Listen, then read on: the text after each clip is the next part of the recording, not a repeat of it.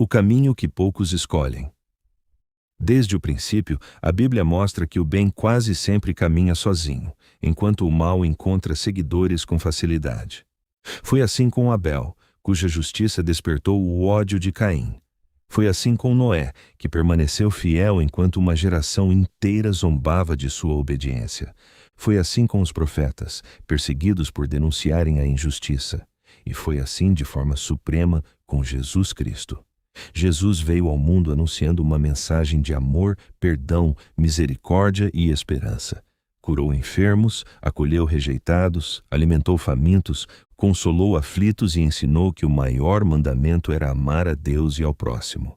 Nunca liderou um exército, nunca pregou a violência, nunca buscou vingança.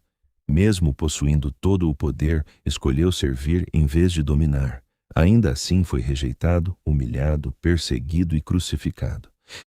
Se o próprio Filho de Deus foi escorraçado por pregar o amor, por que alguém acredita que viver os mesmos princípios será um caminho sem oposição? Talvez a verdade seja desconfortável. É mais provável que muitos de nós estivéssemos entre a multidão que o rejeitou do que entre os poucos que permaneceram ao seu lado. A natureza humana revela isso diariamente. Quando uma pessoa começa a humilhar outra diante de uma multidão, rapidamente surgem aqueles que a acompanham. Alguns participam da maldade, outros riem, muitos apenas observam em silêncio, mas quase ninguém intervém para defender quem está sofrendo. O mal parece contagioso. Ele desperta aplausos, incentiva a crueldade e transforma espectadores em participantes. Agora imagine a situação inversa, quando alguém decide ajudar um desconhecido, defender um inocente ou demonstrar compaixão, a reação costuma ser bem diferente. Poucos seguem esse exemplo. A maioria apenas observa e continua seu caminho. O bem exige coragem, o mal exige apenas que se acompanhe a multidão.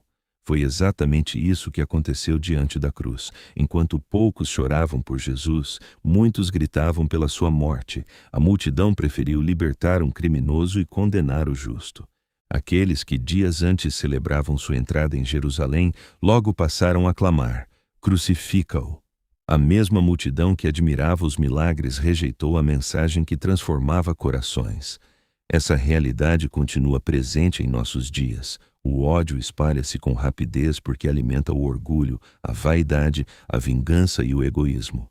O amor, porém, exige humildade para perdoar, coragem para defender o fraco, paciência para suportar a injustiça e fé para continuar fazendo o bem mesmo sem reconhecimento.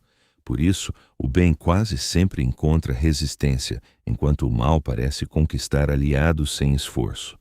Mas a Bíblia nunca mediu a verdade pela quantidade de seguidores. Deus sempre trabalhou por meio de poucos. Noé foi um entre uma geração inteira. Gideão venceu com apenas 300 homens. Elias acreditou estar sozinho. Os apóstolos eram uma pequena minoria diante do Império Romano. E Jesus transformou o mundo começando com apenas 12 discípulos. A grande questão não é se o mundo aprovará quem pratica o bem. A verdadeira pergunta é: de que lado estaremos quando o bem e o mal se encontrarem diante de nós? Seremos parte da multidão que incentiva a injustiça? Permaneceremos em silêncio por medo? Ou teremos a coragem de defender a verdade, ainda que isso nos custe críticas, rejeição ou sofrimento? Seguir o caminho do amor nunca foi fácil, nunca foi popular, nunca foi o caminho da maioria, mas foi o caminho escolhido por Cristo. E quem decide segui-lo precisa compreender que o aplauso da multidão quase nunca acompanha aqueles que permanecem fiéis à verdade. No fim, cada pessoa fará a sua escolha. A multidão passa, o barulho do ódio desaparece, o poder dos homens termina, mas o amor permanece, porque o amor vem de Deus, e é justamente por permanecer que ele continua sendo a maior força capaz de transformar o coração humano e vencer aquilo que nenhuma violência jamais conseguiu vencer. Não te deixes vencer pelo mal, mas vence o mal com o bem. Romanos 12, 21. Bem-aventurados os pacificadores, porque serão chamados filhos de Deus. Mateus 5, 9.